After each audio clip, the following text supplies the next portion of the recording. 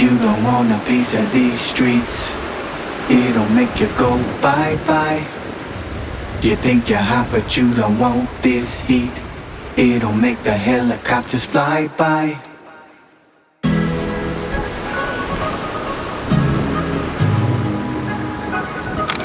Welcome to Transformation Tuesday. Welcome to Transformation Tuesday. Welcome to Transformation Tuesday. So I had to take a little break from my filming because now the sun is here.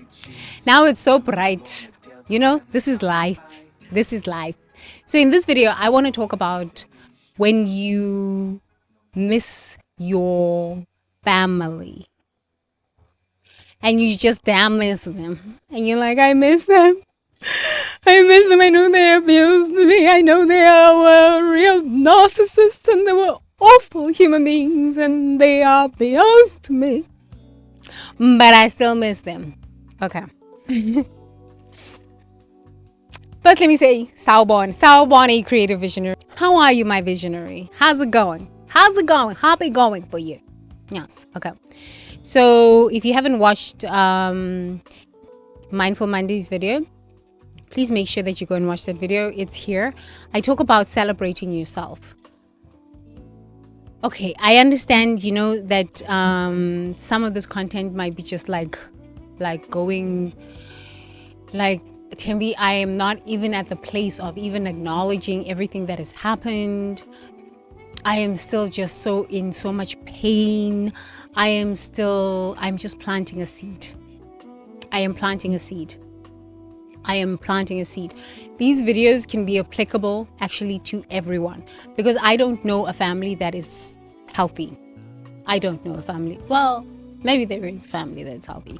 But honestly, coming out of the collective unconscious and touching the mind of God, and sometimes coming back straight into my victim consciousness, and you know, to states of unsleepness, to states of sleepness where I'm just so asleep and I'm just like, I don't know what I'm doing here. I am just starting to realize that I don't actually know a family or a situationship or a family or a work dynamic where everything is perfect. So I am planting the seeds that help you, hopefully, to get to a place of enoughness, get to a place of silencing the inner bully. I don't know anybody who doesn't have the inner bully.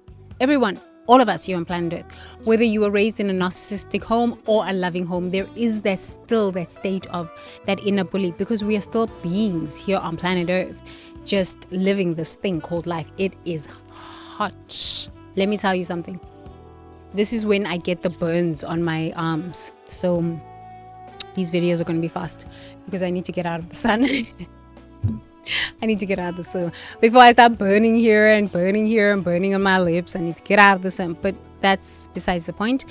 And getting to a place of celebration. Please watch that video. The place of celebration. We really need to celebrate the little wins we have on a daily basis, whether you are coming out of a narcissistic abusive situation, whether you are still in a narcissistic abusive situation, whether you were never abused.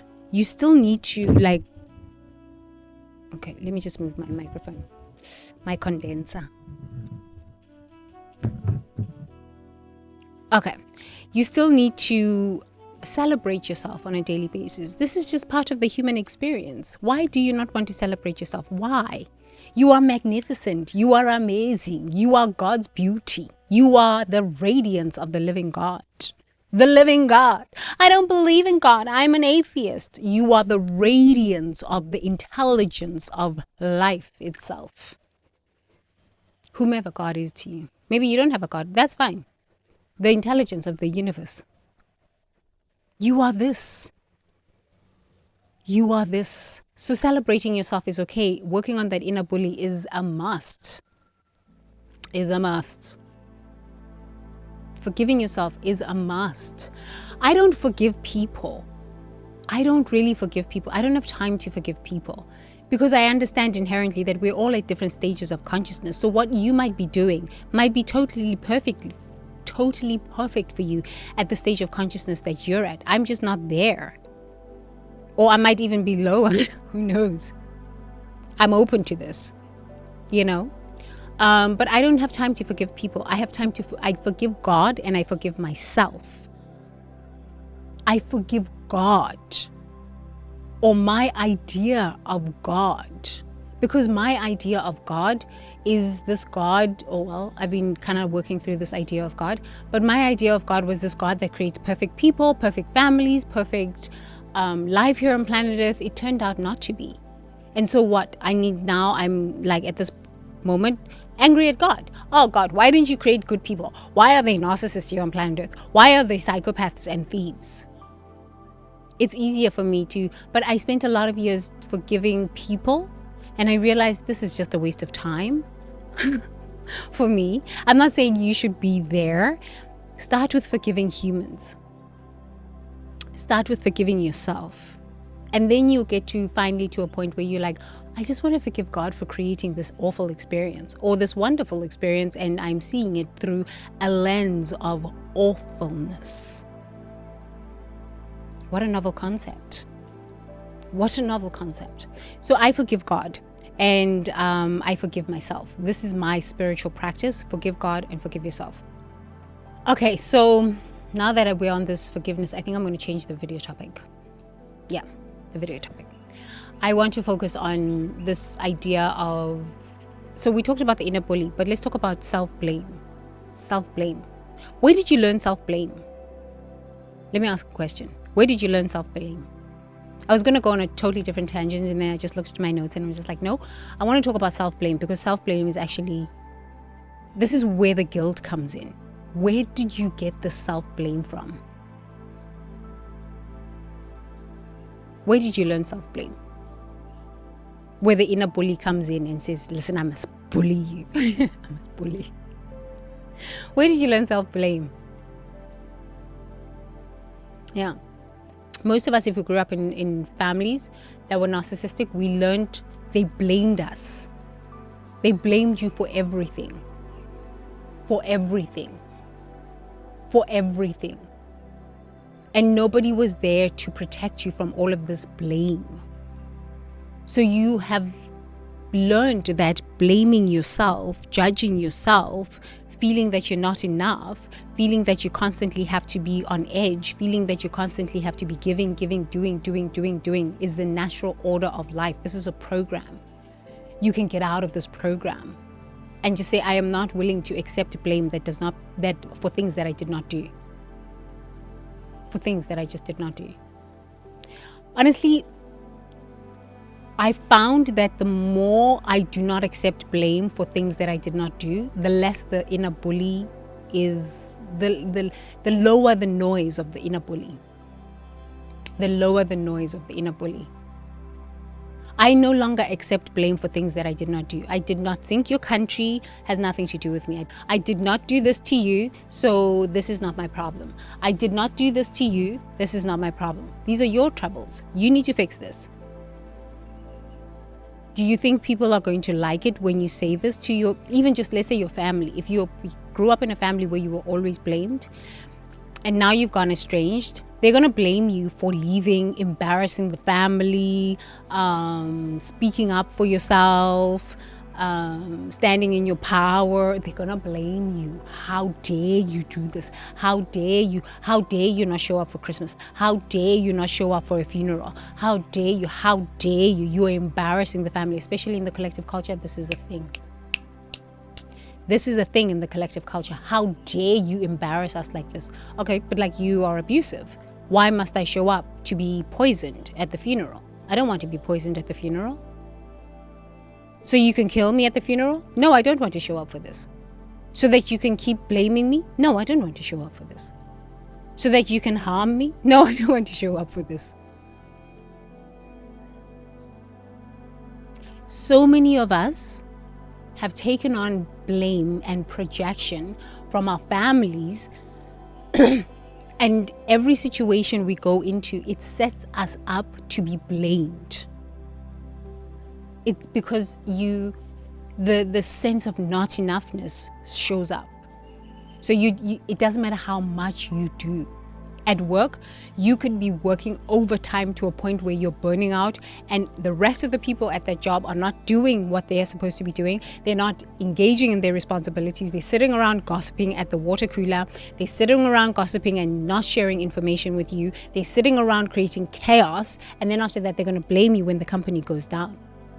You just set up for that. I realized this about myself, and I was like, wow, this was something. This idea of being blamed and taking on the blame. But I think as visionaries, I think as chosen ones, I think as light workers, INFJs too, INFJs, we know inherently that we can handle it.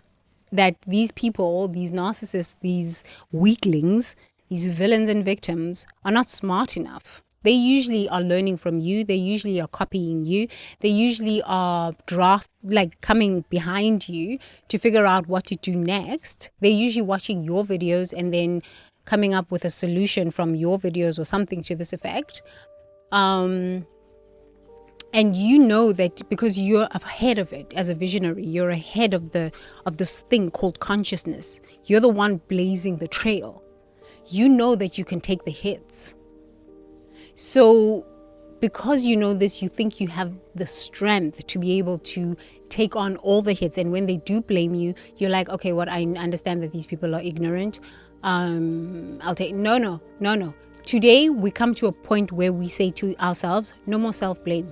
No more taking on projections. No more allowing people to blame us for things we weren't there for. No more allowing people to blame us for things we did not do. No more allowing people to blame us for their circumstances.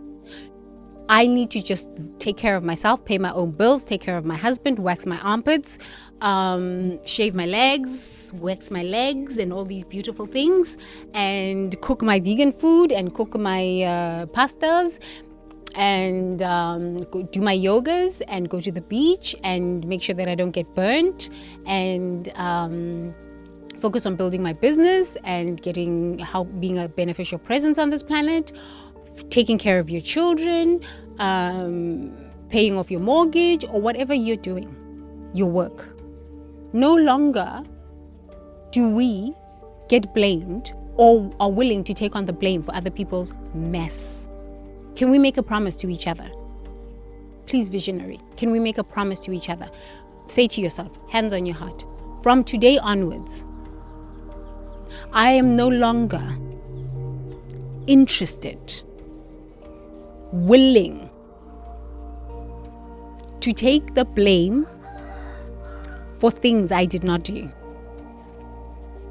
Not my business, not my problem.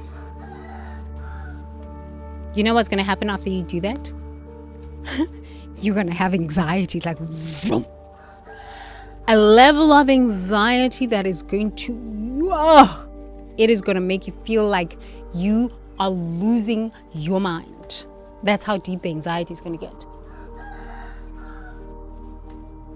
I learned that. I felt it in my body temple. The first time I said, I'm not willing to take on this anxiety. I'm not willing to take on this blame. I'm not willing to take on these projections. I'm not willing to fix mess that I didn't create. Oh, I went into a hell realm of insane anxiety. The guilt. The guilt was something that I think for a month I was bent over in tears with guilt. Because my whole life I had taken on blame, taken on projections, fixed problems that I didn't create, all sorts of this mess. So I'm just 411. The day you decide, not my business, not my problem, let them end up in prison if it must. Let whatever karma that they have generated be their thing. That is the day you're going to bend over in tears. But what that is just a release of the energy that you have been holding in your body for so long. Working through your mind, trying to fix problems you didn't create, coming up with solutions. Because we honestly do not know how many lifetimes we have lived here on planet Earth. For me, I choose not to come back. And I'm now like renegotiating my contracts with the spirit world, and I'm just like, I don't actually want to come back to this. So I want to let go of any agreements that I've made in this lifetime, in past lifetime, in parallel lifetimes, to be the scapegoat for people who refuse to change, for people who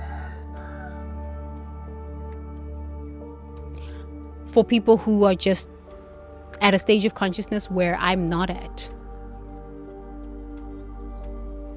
This is a very powerful mystical practice that I'm sharing with you.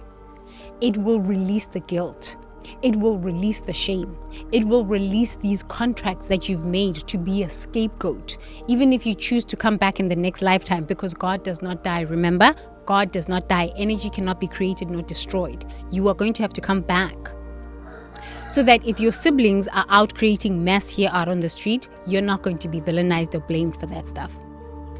If your father is out here on the street creating mess from an energetic perspective, like because we are connected to our ancestors through DNA and blood and all of this stuff, okay? You are not going to be scapegoated for this stuff. Now you go to a country, all of a sudden people want to harm you because of what your sibling created, or what your dad created, or what your mother created, or what your grandfather created, what your aunties created, what this and this and this and this and this and this and this and this. Or you even just in your hometown, and people don't like you because of something that your great-grandfather did to that, because we don't even know. This is the thing with these things. Just continue practicing it until you feel the release. I respect my family, I love my family, and sometimes I miss my mom and my dad. But whatever they have created, whatever their children have created, whatever my grandfathers, my great-grandmothers have created, has nothing to do with me. It has nothing to do with me. That is true freedom. That is true transformation. That's why this is Transformation Tuesday. That is freedom. You are allowed to be free emotionally. You are allowed to transform and live at the highest realms of consciousness.